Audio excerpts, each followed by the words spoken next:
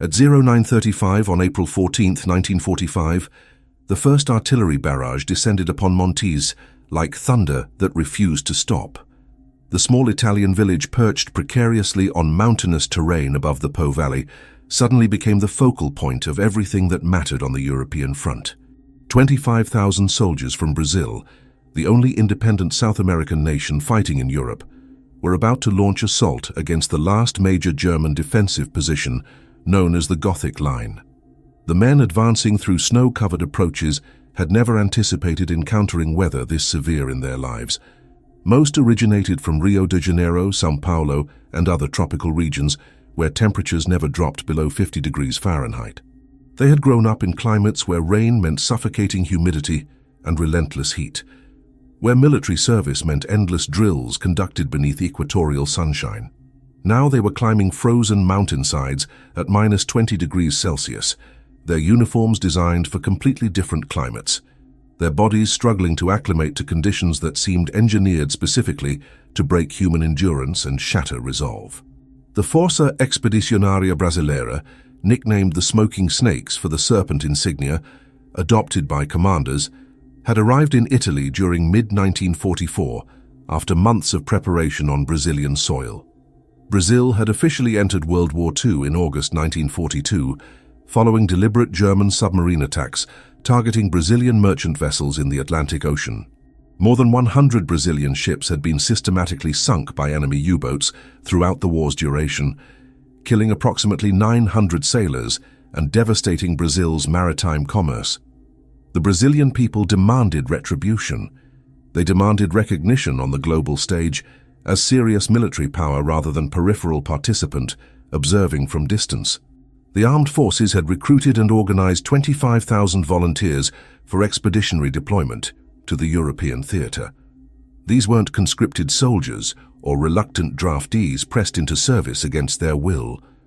They were volunteers who understood they were traveling to a distant continent to fight a war most Brazilians viewed as distant European conflict that somehow affected their nation through maritime violence and economic disruption.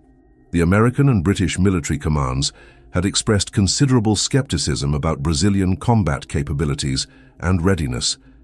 These forces had never fought in European theater before their arrival in Italy.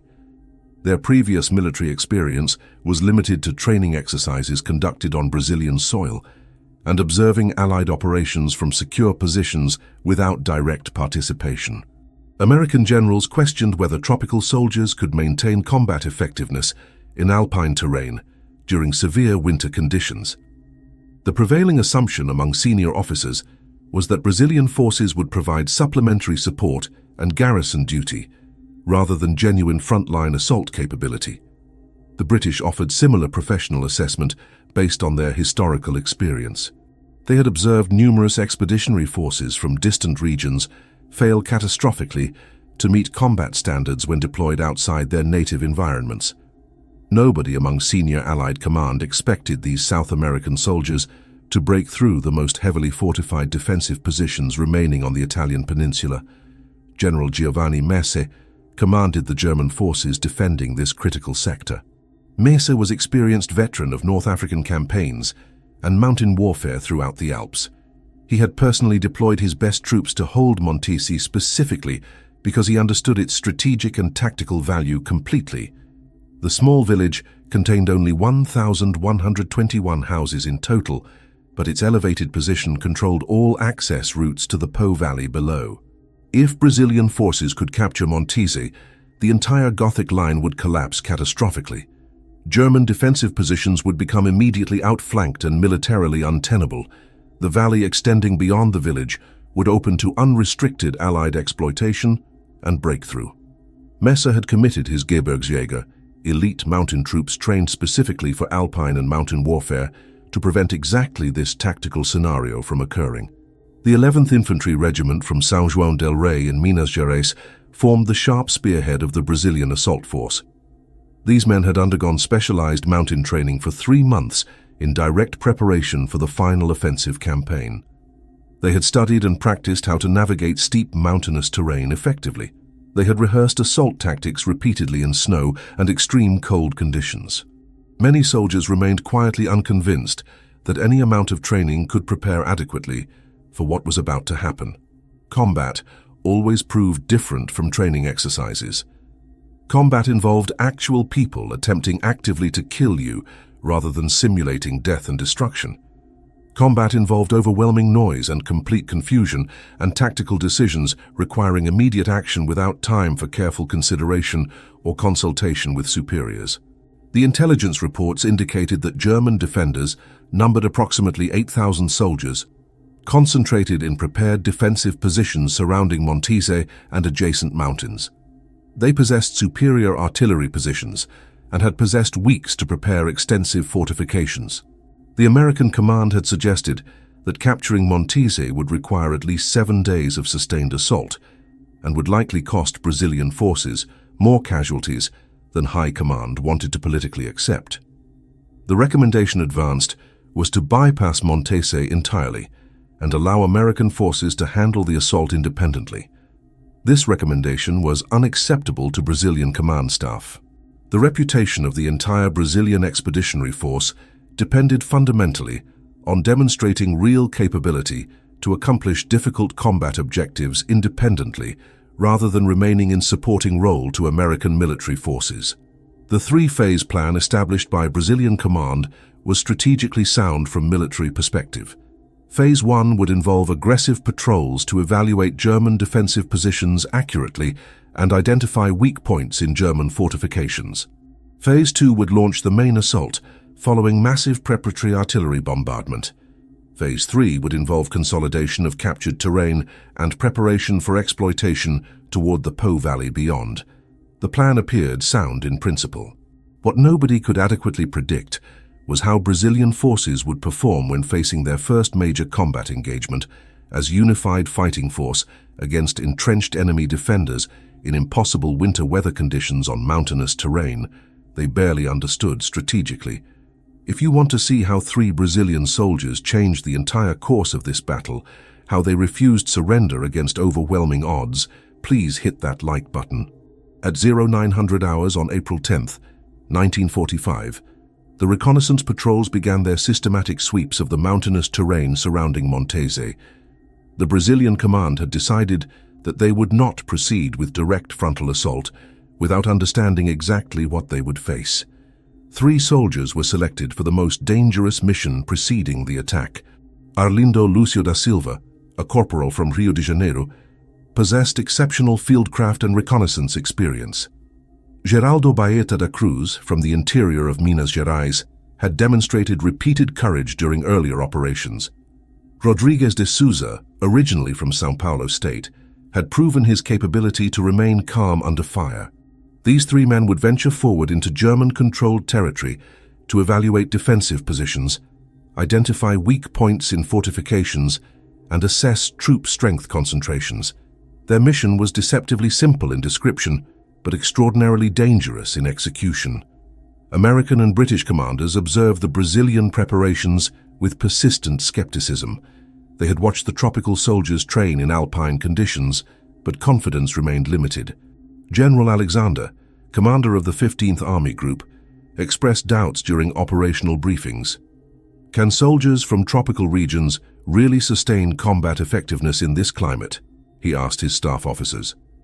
The American 5th Army commander acknowledged Brazilian enthusiasm, but questioned whether tropical training could substitute for European mountain warfare experience. The British had seen expeditionary forces from distant colonies struggle when deployed to unfamiliar terrain. Nobody among senior Allied command possessed great confidence that Brazilian forces would accomplish the objective independently. The prevailing attitude was that Brazilian troops would provide useful assistance, while Americans and British would provide the decisive offensive effort.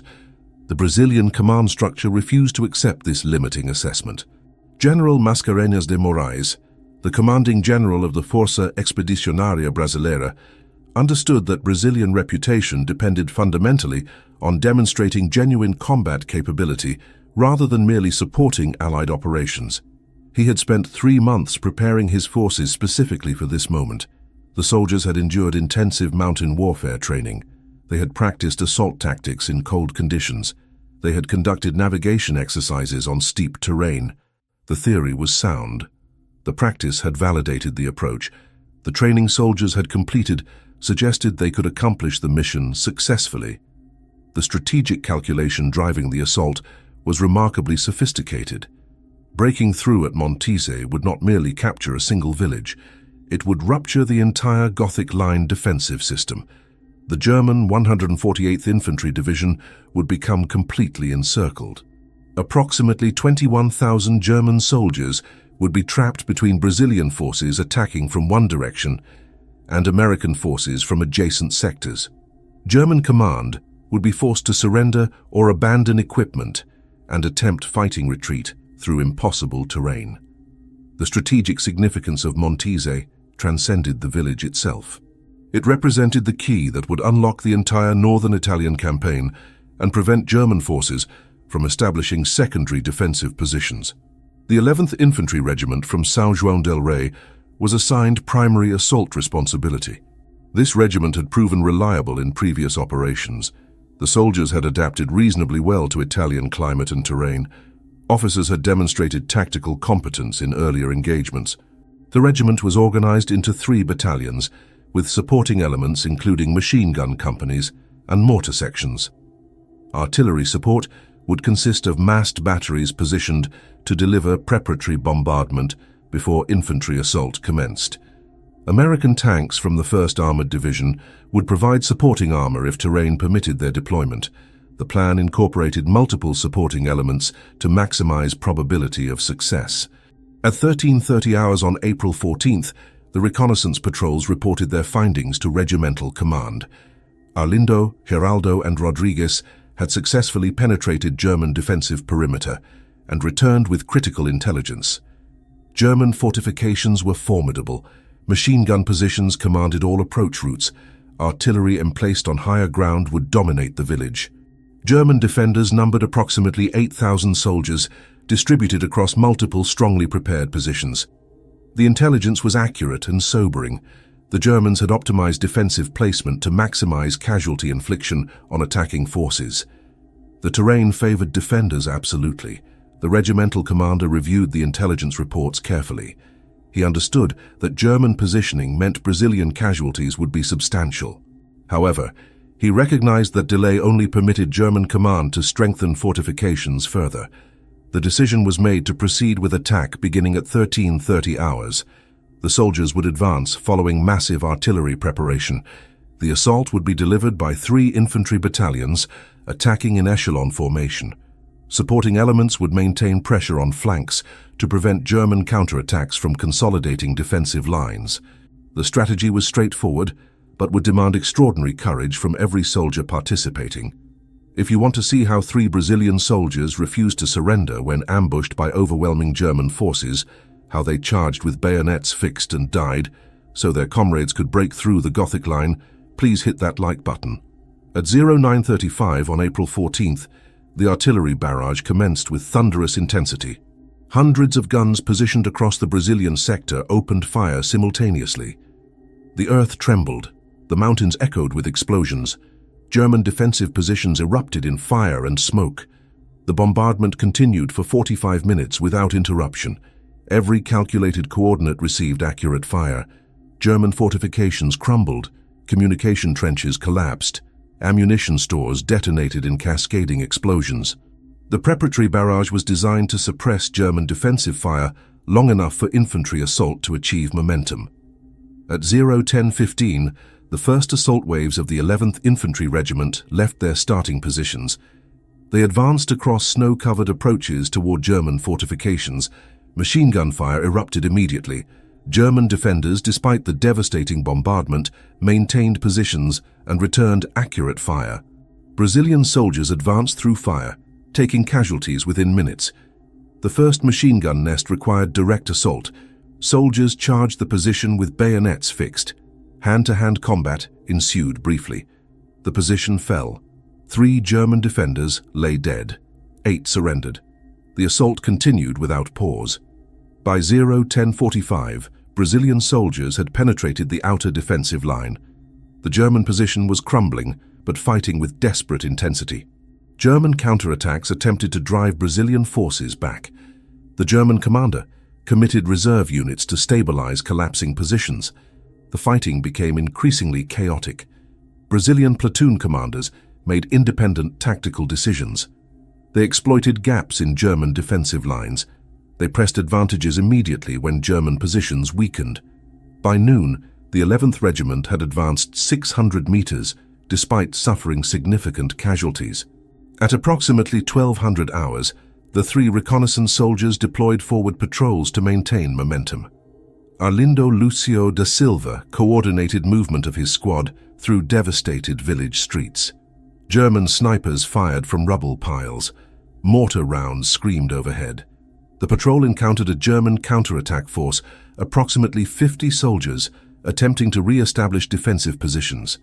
The ambush developed rapidly. German machine guns opened fire from multiple angles. Brazilian soldiers took immediate casualties. Arlindo ordered his men to advance rather than withdraw. "Keep moving forward," he shouted. "Don't let them consolidate." The patrol charged directly at German positions, despite overwhelming fire.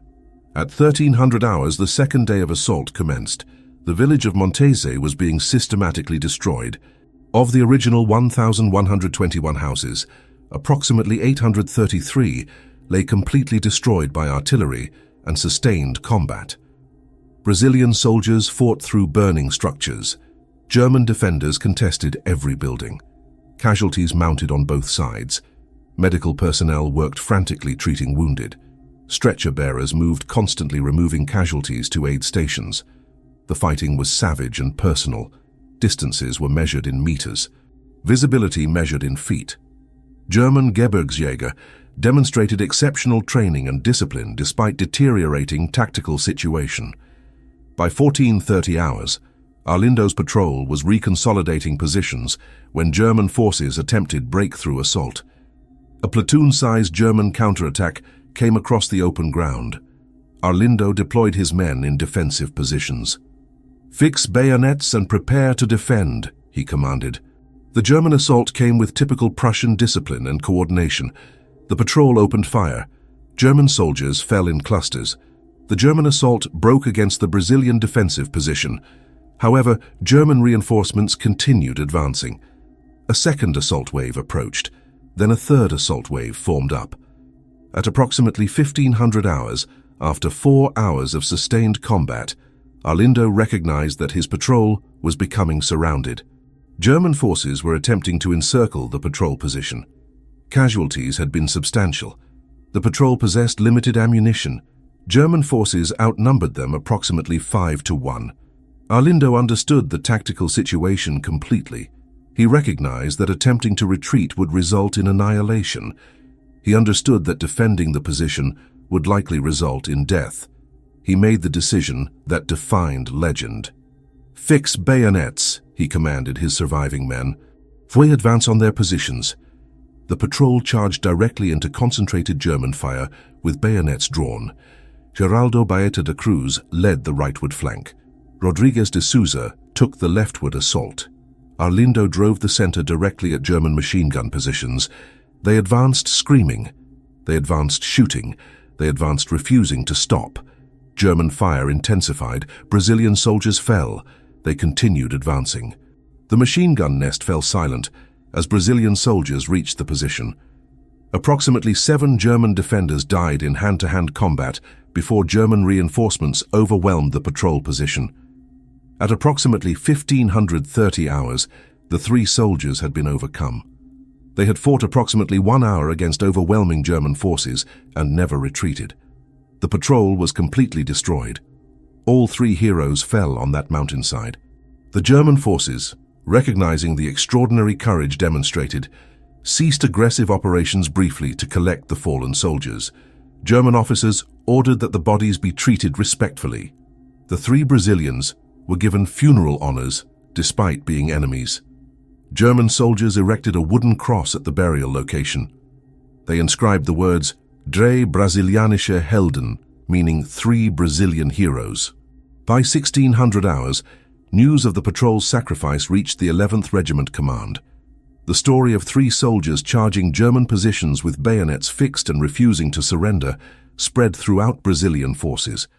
The effect on soldier morale was electrifying rather than demoralizing. Brazilian troops pressed forward with renewed determination. They fought with understanding that their sacrifice would be honored and remembered. The assault continued throughout afternoon and into evening. By 1800 hours, Montese remained under contested control. The Germans held portions of the village. Brazilian forces held additional territory. The fighting would continue through April 15th, 16th, and 17th. At approximately 1630 hours on April 14th, news of the 3 soldiers' sacrifice reached 11th Regiment Command. The patrol's complete destruction was immediately recognized as extraordinary heroism rather than tactical failure. The story of Arlindo Lucio da Silva, Geraldo Baeta da Cruz, and Rodrigues de Souza, charging German positions with bayonets fixed and refusing surrender despite overwhelming odds, spread rapidly through Brazilian forces. The effect on soldier morale was electrifying rather than demoralizing. These weren't distant commanders ordering men into hopeless situations. These were fellow soldiers choosing to advance and die rather than retreat, and let their comrades suffer greater casualties. The psychological impact transformed despair into determination. German observers witnessed the entire engagement. They recognized that the Brazilian soldiers had fought with discipline and courage, despite catastrophic circumstances. The German regimental commander made unprecedented decision. He ordered that the 3 Brazilian bodies be treated respectfully. German soldiers collected the fallen soldiers carefully. They buried them with military honors despite being enemies. German officers attended the funeral ceremony. A wooden cross was erected at the burial location. The inscription read, "Drei Brasilianische Helden," meaning 3 Brazilian heroes in German language. The German commander directed that the monument remain in place permanently to honor the bravery displayed. The immediate tactical consequence was immediate penetration of German defensive positions. With the patrol's sacrifice buying time and inspiring Brazilian forces, the 11th Regiment pressed forward with renewed determination. German defenders, recognizing the deteriorating tactical situation, began withdrawing to secondary defensive positions. Brazilian forces achieved breakthrough at precisely the moment German command had attempted to prevent. The assault continued throughout afternoon and into evening of April 14th. By 1800 hours, Montese remained under contested control, but with Brazilian forces holding significantly expanded territory. The fighting continued through April 15th. German defenders attempted to consolidate positions on elevated terrain overlooking the village. Brazilian forces pressed relentlessly forward. American supporting armor began moving into positions, permitting tank engagement of German defenders. By 1800 hours on April 15th, German command recognized that maintaining Montese position was militarily untenable. The village was being systematically destroyed. Brazilian assault momentum could not be arrested through available German reserves. German command made the decision to conduct fighting withdrawal rather than allow complete encirclement. By 1600 hours on April 16th, German forces had completely abandoned Montese. Brazilian forces consolidated control of the village. The damage was catastrophic. 833 of the original 1,121 houses lay completely destroyed. 189 Italian civilians had been killed during the assault. 283 Brazilian soldiers had been killed and approximately 700 wounded during the 4-day engagement. German casualties exceeded 1,000 killed or wounded, with numerous prisoners captured. The strategic consequence of Montese capture was devastating to German position across the entire sector. The Gothic Line, the supposedly impregnable final defensive position, had been ruptured. The 148th German Infantry Division, which had occupied adjacent positions, found itself completely outflanked. German command faced choice between attempting breakthrough assault or surrendering. The breakthrough assault would have required crossing open terrain against organized defensive positions. The cost would have been catastrophic. German divisional commander made the decision to surrender rather than subject his remaining soldiers to annihilation. Approximately 21,000 German soldiers from the 148th Infantry Division laid down weapons and surrendered on April 17th. 4 German divisions in total surrendered or were forced to retreat following the Montesi breakthrough. The Po Valley lay completely open for Allied exploitation. German defensive positions throughout the northern Italian sector became untenable. The strategic significance of the 3 heroes' sacrifice extended far beyond the immediate tactical situation. Their refusal to surrender at Montesi became symbol of Brazilian military capability and determination. The 3 soldiers had changed the entire strategic situation through individual courage and commitment to defensive mission. German prisoner interrogations revealed astonishment at Brazilian fighting capability. German officers stated that they had expected Brazilian forces to demonstrate limited combat effectiveness. Instead, they encountered soldiers willing to advance against overwhelming odds and die rather than accept defeat. The German recognition of Drei Brasilianische Helden became permanent testament to this courage. The cross erected at their burial remained standing as monument to bravery transcending national boundaries. Subsequent German commanders visiting the site were reminded that enemy soldiers deserving respect had fought and died on that mountainside. The immediate aftermath of Montesi's assault saw Brazilian forces consolidated for exploitation of strategic advantage. The 3 soldiers who had been ambushed and overwhelmed remained the focus of ongoing recognition. Their story was documented in after-action reports. Their sacrifice was commemorated in divisional history. The monument erected by German forces became historical artifact verifying that enemies could honor enemies when bravery was demonstrated. The Forcing Expedicionaria Brasileira had proven they possessed combat capability exceeding American and British expectations. The 3 heroes had written their names into history through refusal to accept defeat. By May 2, 1945, the Força Expedicionaria Brasileira had achieved complete strategic success. The Gothic Line had been ruptured. The Po Valley lay under Allied control. German forces throughout the northern Italian sector were in complete retreat. The surrender of the German 148th Infantry Division came officially on April 23rd following Brazilian encirclement operations. Approximately 21,000 German soldiers laid down weapons and became prisoners of war. 4 complete German divisions had either surrendered or been forced to retreat during the final Brazilian offensive campaign. The 3 heroes who had fallen at Montesi had changed the strategic landscape of European warfare through individual courage and determination. The Força Expedicionaria Brasileira continued combat operations through the campaign's conclusion on May 2nd, when Germany officially surrendered. Brazilian forces participated in final mopping-up operations against German holdouts attempting to escape toward Switzerland. The division suffered additional casualties during these final operations, but maintained aggressive pursuit of retreating German forces. By May 5th, all German combat operations in the Italian theater had ceased. Brazilian soldiers could finally rest, knowing their sacrifices had contributed meaningfully to final victory in Europe. The final casualty figures for the Força Expedicionaria Brasileira demonstrated the intensity of their combat service. 944 Brazilian soldiers died in combat. 43 pilots from the fighter squadron were lost in air operations. Additional soldiers died from disease and accidents, bringing total Brazilian death toll to approximately 993. The wounded numbered significantly higher, with approximately 4,500 soldiers receiving wounds requiring hospitalization. The division had been the only independent South American nation to deploy forces to European theater during World War II. No other South American country had committed division-strength combat forces to European warfare. German prisoner interrogations revealed astonishment at Brazilian combat capability.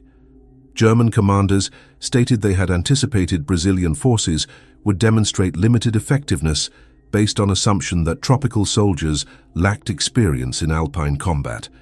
Instead, German officers encountered soldiers willing to advance against overwhelming odds and die rather than accept tactical defeat. The recognition of the 3 heroes as Drei Brasilianische Helden represented German acknowledgement that bravery transcended national boundaries.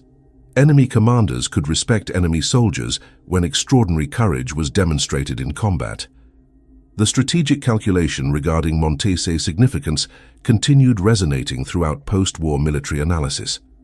The breakthrough at Montese had not merely captured a village, it had ruptured the entire Gothic line defensive system. The German 148th Infantry Division had been completely encircled. German command had been forced to choose between attempting breakthrough assault, resulting in annihilation, or surrendering remaining soldiers. The choice was inevitable. The strategic consequences were massive. The final German offensive capabilities in Italy were destroyed. The war in Italy entered its final phase immediately following Montese capture.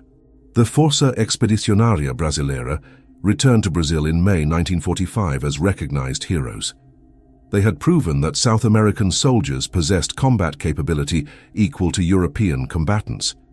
They had demonstrated that tropical soldiers could adapt to alpine warfare. They had shown that smaller nations could contribute meaningfully to global conflicts. The monument erected by German forces at the burial location of the three heroes remained standing as permanent testament to their sacrifice. Subsequent generations of Italian civilians, Brazilian veterans, and international observers visited the site to honor the memory of Arlindo Lúcio da Silva, Geraldo Baeta da Cruz, and Rodrigues de Souza. The broader historical significance of the Força Expedicionária Brasileira extended beyond immediate military accomplishments. Brazil had formally recognized that World War II affected their national security directly. German submarines attacking Brazilian merchant vessels had demonstrated that isolation was impossible. Brazil had committed military resources to defending democratic values and defeating fascism. The 25,000 Brazilian soldiers had contributed substantially to Allied victory. The political significance of Brazilian participation validated that hemispheric solidarity was meaningful reality rather than abstract concept. Post-war recognition came gradually but substantially. The Congresso dos Estados Unidos voted honorable mention for Brazilian contributions. Brazilian pilots received decorations from American command. Brazilian ground forces received presidential unit citations. The narrative of Brazilian military service transformed from peripheral participation to meaningful contribution. Subsequent Brazilian governments recognized the sacrifices through military memorials and historical documentation. The three heroes at Montese became symbol of Brazilian military heritage and commitment to international cooperation against authoritarian threats. If this story moved you the way it moved us, do me a favor, hit that like button. Every single like tells YouTube to show this story to more people. Hit subscribe and turn on notifications. We're rescuing forgotten stories from dusty archives every single day. Stories about soldiers from tropical nations who changed European warfare. Real people, real heroism. Drop a comment right now and tell us where you're watching from. Are you watching from Brazil? Are you watching from Italy, where this battle occurred? Are you watching from Germany? Our community stretches across the entire world. You're not just a viewer. You're part of keeping these memories alive. Tell us your location. Tell us if someone in your family served in any military. Just let us know you're here. Thank you for watching, and thank you for making sure the smoking snakes and the three Brazilian heroes don't disappear into silence. These men deserve to be remembered, and you're helping make that happen.